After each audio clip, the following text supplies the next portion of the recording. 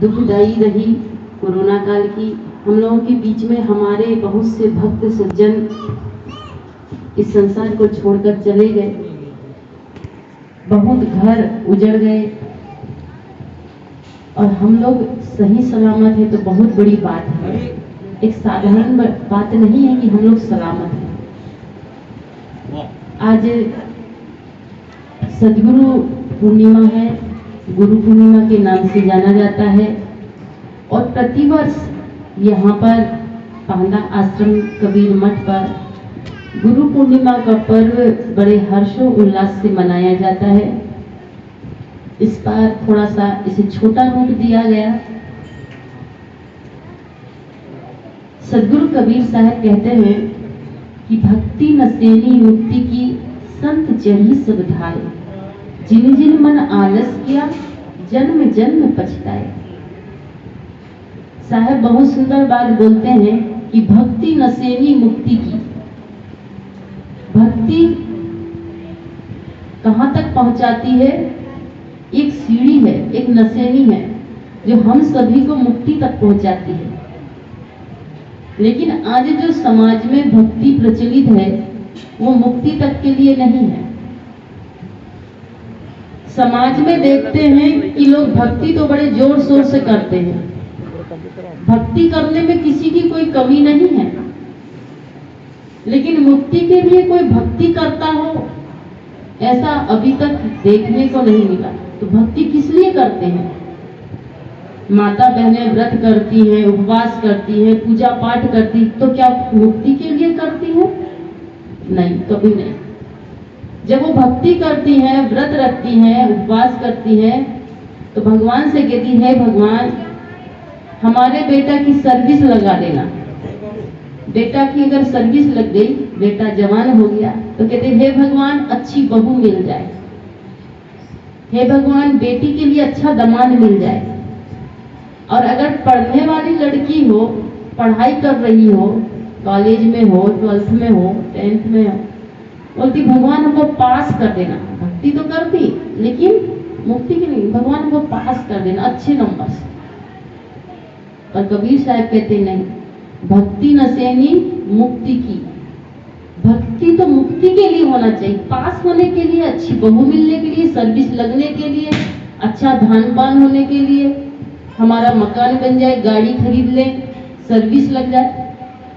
इस संसारी चीज नहीं मांगना चाहिए, और मांगने से मिलता भी नहीं है।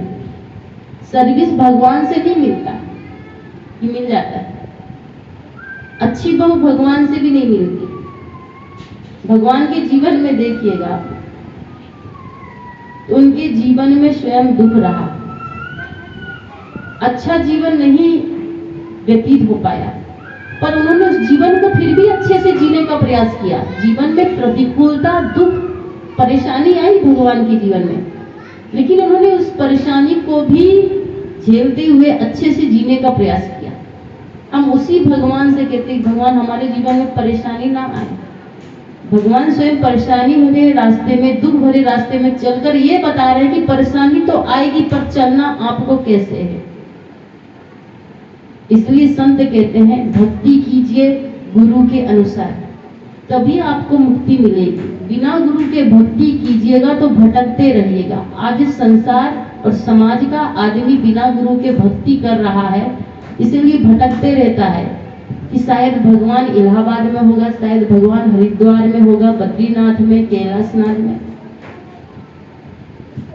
द्वारकापुरी में, पता नहीं कहां कहां जाते रहते हैं लोग भगवान की खोज में। साहब कहते हैं कि नहीं, पहले गुरु कर लीजिए, गुरु ही भगवान से आपकी पहचान कराएंगे कि भगवान है क्या चीज। और जिसने गुरु नहीं किया है और डायरेक्ट भगवान को पूजता है, डायरेक्ट भगवान को पूजता है, वो भगवान को पूज ही नहीं रहा है। क्योंकि बिना गुरु के आदमी भगवान को नहीं पूजता, भगवान के चित्र को भी नहीं पूजता। बहुत घरों में देखती मैं कबीरपंथी हैं, पर फोटो रखे होते किसकी, राम सीता लक्ष्मण की होती ना, तो क्या वो भगवान है? जी नहीं। तो भगवान की फोटो तो है ना? जी नहीं, भगवान की फोटो भी नहीं है। आज समाज में, मार्केट में जो भगवान के नाम से फोटो बिकती वो भगवान की है ही नहीं। हम लोग सबसे पहले पहचान करें कि भगवान क्या चीज है। इसके लिए हमें सदगुरु कबीर साहब के ज्ञान को समझना होगा, अध्ययन करना होगा, तभी हम भगवान शब्द को समझ सकेंगे।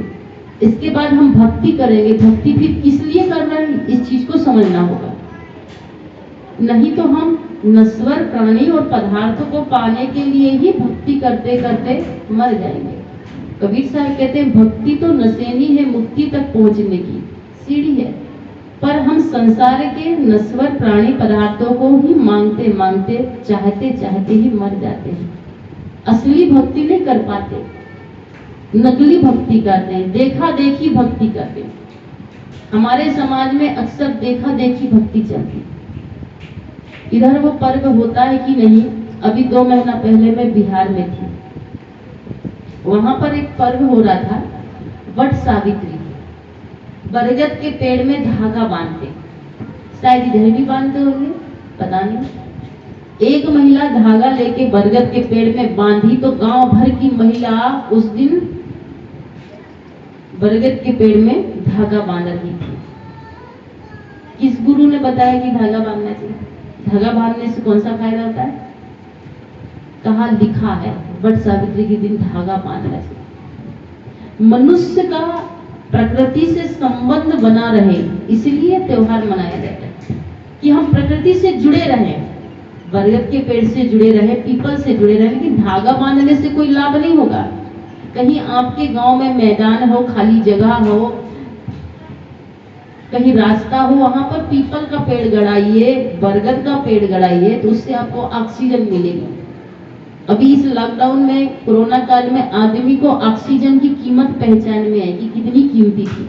बहुत लोग बड़े बड़े अच्छे अच्छे ऑक्सीजन के अभाव में शरीर छोड़कर चले गए। धागा मत बांधिए, धागा बांधने से फायदा नहीं होता है। लेकिन देखा देखी कि पड़ोस में फलानी महिला धागा बांध रही तो हम भी बांधे। बिहार में देखिए कि पूरा हर जगह बरगद के पेड़ के पास में भीड़ लगी हुई थी, वट सावित्री के दिन सब धागा बांध रहे। तो क्या मुक्ति मिल जाएगी इससे? भक्ति तो कर रहे हैं, लेकिन मुक्ति के लिए नहीं। देखी देखी परंपरा। एक कहानी याद आ गई मुझे कि हमारे देश के लोग देखा देखी भक्ति करते हैं। एक महिला कुछ करेगी तो उसके पीछे दूसरी महिला भी, एक जगह कोई अगरबत्ती लगा दे, 2 फूल चढ़ा दे, तो दूसरी महिला भी वहां पर वही करेगी। एक गांव में एक आदमी अपने खेत जा रहा था। खेत था थोड़ी दूर में, 1 किलोमीटर की दूरी में। जब खेत जा रहा था तो लंबा रास्ता, चलते चलते उसका एक चप्पल टूट गया। आदमी सोचने लगा, वो आधी दूर पहुंचे हैं, चप्पल टूट गया, एक चप्पल तो सही सलामत है, क्या करेगा? सोचे कि फेंक देना चाहिए। अब एक चप्पल से तो चला नहीं जाएगा, दोनों चप्पल होगा तब चलते बनेगा। तो उस आदमी ने सोचा कि फेंकेंगे तो चप्पल बेकार हो जाएगा, टूटा वाला फेंक दिया। जो चप्पल ठीक ठाक था, एक पैर का, उसने सोचा कि इसको कहीं सुरक्षित जगह में या ऐसी जगह में रख दें ताकि किसी का चप्पल कभी टूट जाएगा एक पैर का तो इसका उपयोग कर लेगा। समझदारी का काम किया।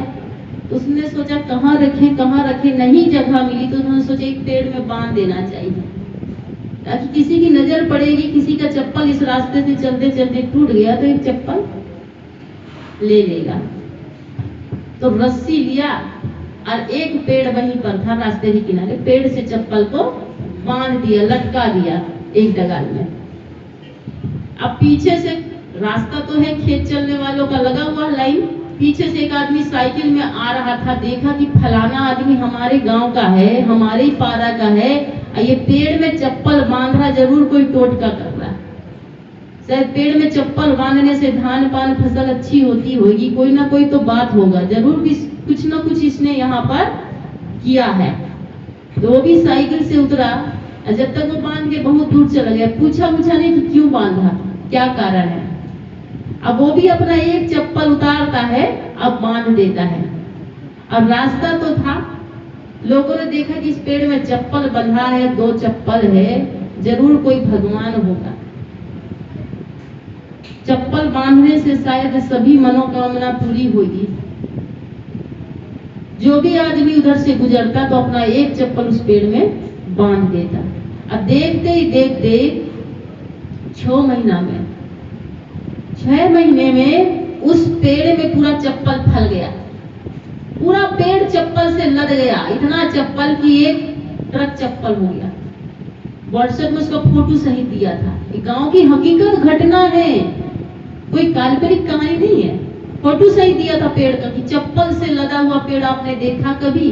आम से फला देखा होगा, इमली से फला हुआ देखा होगा, नींबू से फला होगा, लेकिन भारत में चप्पल भी पेड़ में फल जाता है, आदमी चाहे तो। ये हमारी भक्ति का परिणाम है। क्यों?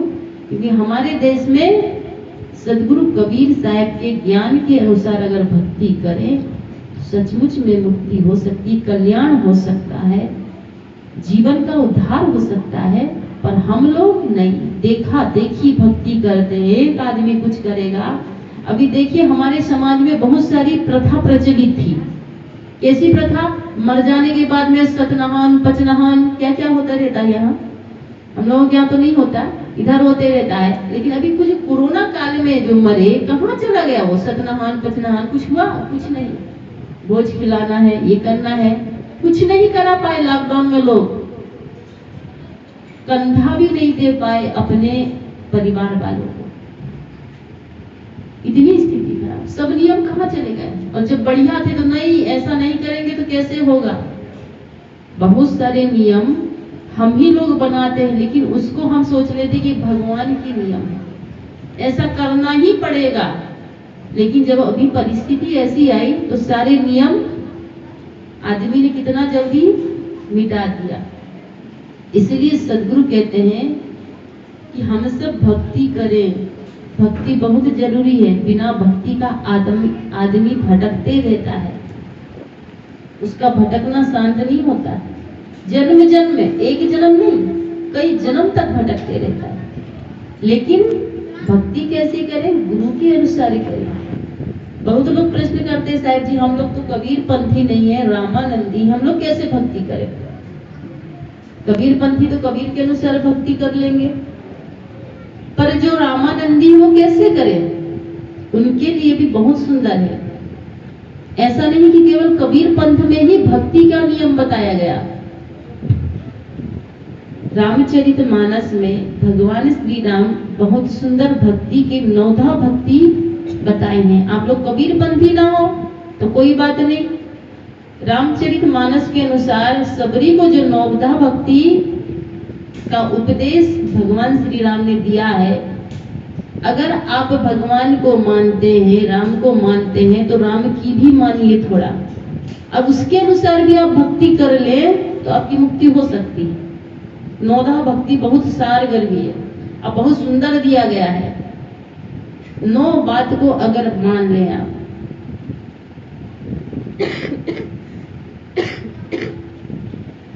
तो मुक्ति हो सकती है।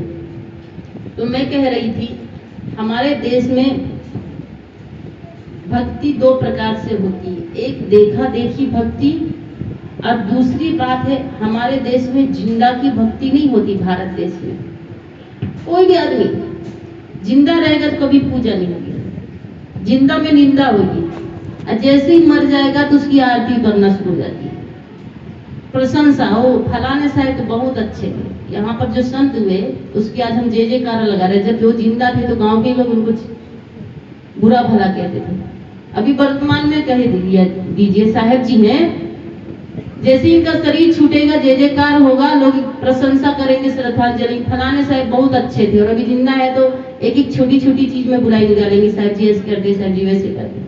हमारे देश का यह नियम है कि जब भगवान श्री राम जिंदा रहे, जब सीता माता जिंदा रही, तो ताने देने में, बुराई करने में धोबी भी पीछे नहीं रहा। और जैसे ही वो अपने जीवन से प्रताड़ित होकर धरती में समा गई तो पूरा भारत देश जय जयकार कराने लगी, सीता मैया की जय हो। ये हमारे भारत देश का नियम कि यहाँ भक्ति दो प्रकार से होती है। एक देखा देखी, देख के करते हैं, और दूसरी मरने के बाद, जिंदा की नहीं होती, मरा हुआ की भक्ति होती है हमारे। कैसे?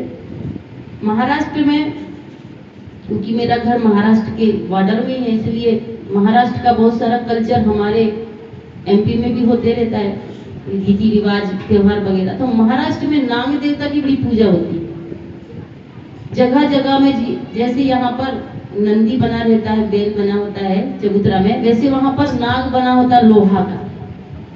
वह लोहा के नाग को नाग पंचमी के दिन दूध पिलाते हैं, लोहा के नाग को।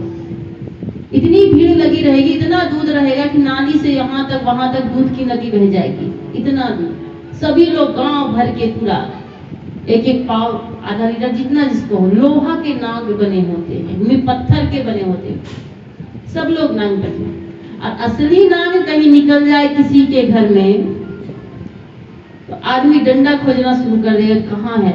मारे बिना उसको चैन नहीं पड़ेगा, जब तक मार ना दे तो आदमी को शांति नहीं मिलेगी। मुर्दा को दूध पिलाएंगे और असली को मारेंगे। हमारे छत्तीसगढ़ में भी आप लोगों ने देखा होगी कि गणेश जी का उत्सव बड़े धूमधाम से मनाते हैं। गणेश चतुर्थी, गणेश उत्सव, गणेश जी की मूर्ति लाते हैं, घर घर रखते हैं। आजकल तो मैं देखती कबीर पंथियों के घर भी गणेश जी के, क्या करे साहब जी, बच्चे लोग ले आए। आप लोग अपनी परंपरा को चेंज कर रहे हैं, आप नहीं, आपके बच्चे। आप तक ही कबीर पंथ सीमित, आपके बाद में आपके बच्चे गणेश जी रखेंगे, दुर्गा जी रखेंगे, फिर वो जड़वादी मूर्ति पूजने वाले हो जाएंगे। चेतन को नहीं पूजेंगे, मूर्ति को पूजेंगे। तो देखे होंगे कि आपके घर में जब गणेश भगवान की मूर्ति आती है तो उसके साथ चूहा भी आता होगा। बिना चूहा के तो गणेश भगवान आएंगे ही नहीं, क्योंकि उनका वाहन होता है। लेकिन चूहा छोटा होता है, गणेश भगवान कितना बड़ा होता है, वाहन बड़ा होता है ना जी, आदमी छोटा होता है। लेकिन जब देखते हैं कि गणेश भगवान की मूर्ति आती है तो मूर्ति बड़ी होती है और वाहन जो उनका है चूहा वो छोटा होता है, होता ना। आप लोग आए अभी मोटरसाइकिल में, कोई कार में आया तो बड़ी रही ना गाड़ी आपसे, आपके वजन से डबल रहा होगा गाड़ी का वजन, साइज बड़ा रहा होगा। पर गणेश भगवान छोटे होते हैं, उनका वाहन है, एक प्रतीक रूप में है। तो जब पूजा होती है तो हमारी माता बहने भाई लोग क्या करते हैं, भगवान जी को लड्डू चढ़ाएंगे तो गणेश भगवान को भी लड्डू चढ़ाएंगे, तो चूहा को भी लड्डू चढ़ाते, उसको भी तिलक लगाते, उसको भी आरती दिखाते हैं। कहते हैं इसका वाहन है गणेश भगवान का, ये वाहन की भी पूजा होती है।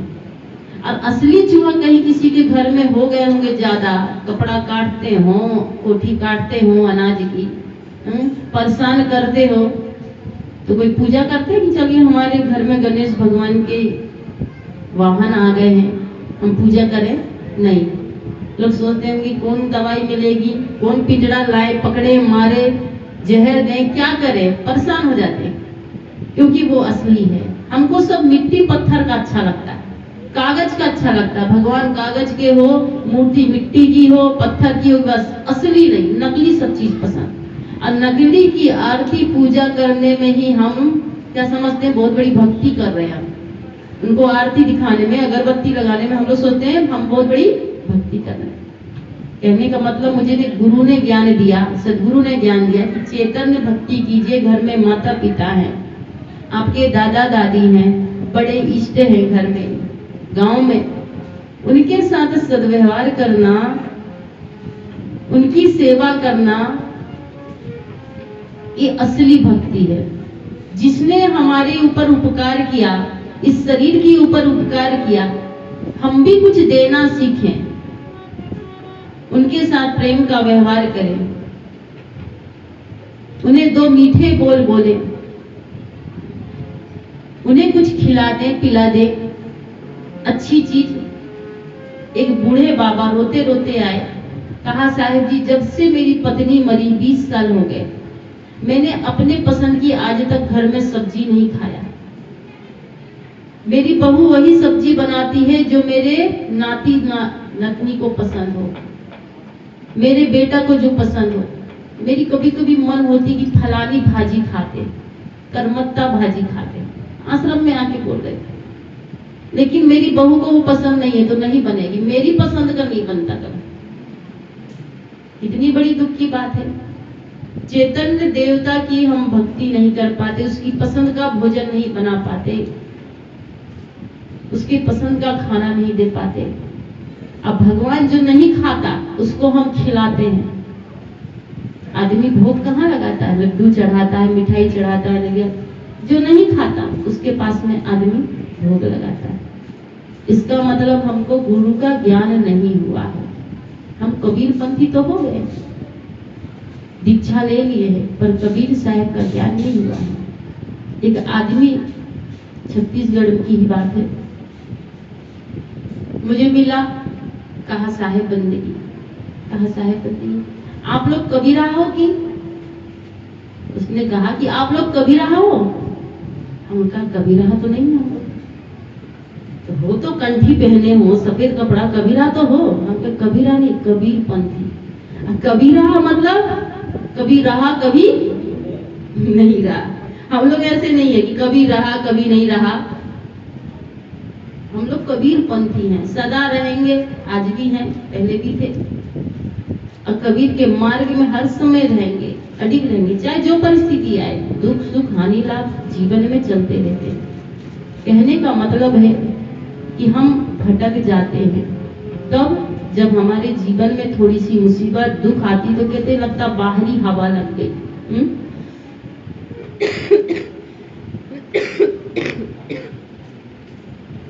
हमारे मन में शंका हो जाता है कि किसी ने कुछ कर दिया। अच्छे अच्छे कबीरपंथी के मुंह से सुनते हैं कि फलानी टोनी है, फलाने ने ऐसा कर दिया। हमारे मन से भ्रमभूत नहीं गया है, हमारे मन से शंका नहीं गया है, हम लोग को ज्ञान हुआ ही नहीं है अभी तक। थोड़ा सा विवेक जगाएं, कबीर साहब के ज्ञान का अध्ययन करें और अपने मन में विश्वास करें। हम जिस मार्ग पर चल रहे हैं उस पर विश्वास होना चाहिए। जब तक विश्वास नहीं होगा फल नहीं मिलेगा। हमारे विश्वास में कमी है, इसलिए हम लोग डगमग हो जाते हैं, इधर भी उधर भी। तो संत कहते हैं भक्ति नसेनी मुक्ति की, हम सब ऐसी भक्ति करें कैसी? गुरु के अनुसार करें, सदगुरु के अनुसार करें। संत चढ़ी सब धाय, साहब कहते संत, संत का मतलब नहीं कि हम लोग जैसे संत नहीं, संत का मतलब होता है जिन्होंने अपने मन इंद्रियों को संयमित कर लिया है, चाहे वो 65 में हो, चाहे गृहस्थ में हो, चाहे विरक्त में हो, वो संत है सब। कबीर साहब कभी भेषधारी संत को ही संत नहीं कहते, सभी को कहते हैं। जो सब अपना जीवन संयमित जीवन जी रहे हैं वो सब संत हैं। संत चढ़ी सब धाय, जो सज्जन होते हैं, संत होते हैं, वो सब उस भक्ति की नशेनी में चढ़ जाते हैं। जिन जिन मन आलस किया, बहुत लोग होते हैं कि चेतन देव की भक्ति करना बड़ा कठिन लगता है, मन में आलस हो जाता है, वो बड़ी कठिन भक्ति है। एक दिन मैं व्हाट्सएप में देख रही थी कि एक बहू अपने ससुर को नहला रही थी, स्नान करा रही थी। ससुर बूढ़ा हो गया था, 85 साल का, कमजोर हो गया था, अपने हाथ से नहा नहीं सकता था। तो बहू उसको बच्चे की तरह, जैसे बच्चे को नहलाते हैं, ऐसे बच्चे की तरह अपने ससुर को साबुन लगा लगा के रगड़ रगड़ के नहला रही थी, स्नान करा रही। इतनी बड़ी भक्ति है, कितनी बड़ी सेवा है, कितना बड़ा पुण्य है कि कभी उस बूढ़े पिता ने बच्चे को स्नान कराया था साबुन में रगड़ रगड़ के, और जब बूढ़े सास ससुर हो जाते हैं तो वो बच्चे के समान हो जाते हैं, और माँ बाप बच्चे उनके जो हो जाते हैं वो माँ बाप की तरह हो जाते हैं। कभी संकोच नहीं करना अपने बूढ़े सास ससुर की सेवा करने में। कबीर साहब कहते हैं जिन जिन मन आलस किया, जिसने भी अपने जीवन में मन में आलसीपन कर लेता है, काम चोरी कर लेता है सेवा से। सबसे बड़ी चीज तो सेवा होती है। सत्संग के 3 चरण होते हैं। जैसे आप लोग स्कूल जाते रहे होंगे, स्कूल में तो सभी लोग पढ़े हैं, यहाँ सब पढ़े लिखे लोग हैं। तो पहले के समय की बात बता रही, आज से 20 साल पहले जब हम लोग स्कूल जाते थे तो सबसे पहले क्या करते थे? झाड़ू लगाते थे। अब तो चपरासी रहते हैं स्कूल में। हम लोग जब जाते थे स्कूल, 30 साल पहले की बात बता रही, तो पहले झाड़ू चाबी लेके जाते थे हेडमास्टर के यहाँ से, घर जाते थे, घर से स्कूल चाबी लेके जाते थे, फिर झाड़ू लगाते थे, टाट के जाते थे, फिर प्रार्थना करते थे। प्रार्थना करने के बाद फिर लाइन से अंदर जाते थे, तब बैठते थे और मोड़ के, फट्टी को मोड़ के रख देते थे, ताला लगाते थे, हेडमास्टर के यहाँ चाबी छोड़ते थे, तब घर आते थे। इसी प्रकार कभी सत्संग में जाइए तो सत्संग का भी 3 चरण होता है। सबसे पहले सत्संग में जाइए तो सेवा कीजिए। जैसे स्कूल जाते हैं तो झाड़ू लगाए, फट्टी बिछाए, इसके बाद सत्संग सुनिए, और जब सत्संग खत्म हो जाए तो फिर प्रसाद ग्रहण करके 3रा चरण, जो भी प्रसाद मिल जाए संतुष्टि पूर्वक उसे लेकर आइए। कबीर साहब कहते हैं कि मन में आलसी मत कीजिए। कबीर साहब का यह मन बड़ा आलसी, समझे नहीं गवार, राम नाम को आलसी, भोजन को होशियार। अच्छे समय में हमको बड़ा आलस आता है बैठे बैठे, अब भोजन के समय बिल्कुल जागरूक हो जाते हैं, कहाँ बैठना, किस लाइन में बैठना, फर्स्ट में बैठना है, सबसे पहले खा के जल्दी जाना है। मन को थोड़ा सा समझाइए कि नहीं, खाना तो है लेकिन थोड़ा सा सेवा करना है। बड़ा आनंद आता है। मैं कई बार देखती हूँ कि राधा स्वामी संस्था में गई, गायत्री परिवार संस्था में गई, बहुत सारी संस्था में गई मैं, 10 संस्था में। वहां लोग ऐसी सेवा करते हैं कि लोग खोजने से सेवा नहीं मिलती, कि हमको कुछ काम मिल जाता, तो मिलता नहीं है। और कबीर पंथ में मजदूरों से खाना बनाना पड़ता है। सत्संग कहीं होता ना, तो यहाँ पर सत्संग नहीं आएगा, आदमी बैठेगा, सुनेगा, और वही आदमी दूसरे पंथ में जाएगा ना, वही आदमी तो सेवा में लग जाएगा, देख के उसका मूड बनता है। आप लोग सेवा कीजिए, सेवा से तन पवित्र होता है और सत्संग से मन पवित्र होता है। सत्संग सुन रहे हैं आप, आपका मन का विकार धुल रहा है, आप तन से सेवा कीजिएगा, तन पवित्र होगा। इसलिए कहते हैं कि जीवन में 4 बातों को याद रखें। कबीर साहब कहे हैं कि भक्ति नसेनी मुक्ति की, संत चढ़ी सब धाय, जिन जिन मन आलस किया, जन्म जन्म पछताए।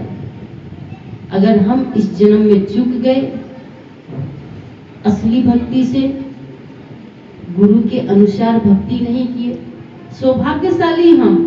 संसार के, समाज के आदमियों को देखते हम कहां कहां भटकते रहते हैं, और हम लोगों को सद्गुरु का ज्ञान मिल गया है तो हमारा भटकना छूट गया है, हम लोग कहीं भटकते नहीं हैं। एक दिन पेपर में छपा था कि हरियाणा का एक आदमी, डॉक्टर, 50 लाख रुपया ठगा गया ज्योतिषी की चक्कर में। 50 लाख रुपया कम नहीं होता। डॉक्टर, पत्नी भी डॉक्टर, पति भी डॉक्टर, पढ़े लिखे लोग। हम लोग कबीर साहब का ज्ञान है तो कभी ज्योतिषी, वेगा, इन सब के चक्कर में नहीं पड़ते, कभी ठगाएंगे नहीं कि हाँ देख लीजिए। अभी 4 साल पहले की बात है, रायपुर में एक ज्योतिषी के यहाँ चोरी हो गई, पेपर में दिया था।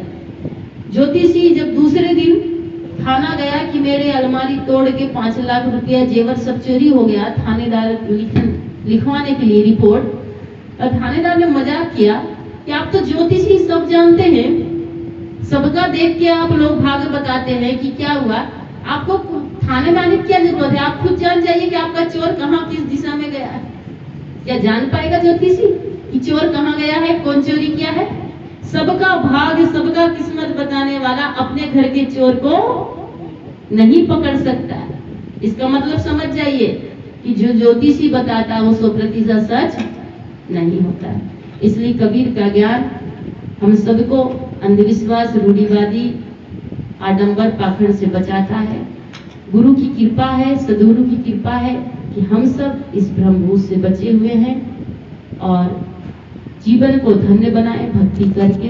बस इन शब्दों के साथ मैं अपनी वाणी को विराम देती हूँ। बोलिए सद्गुरु देव की जय।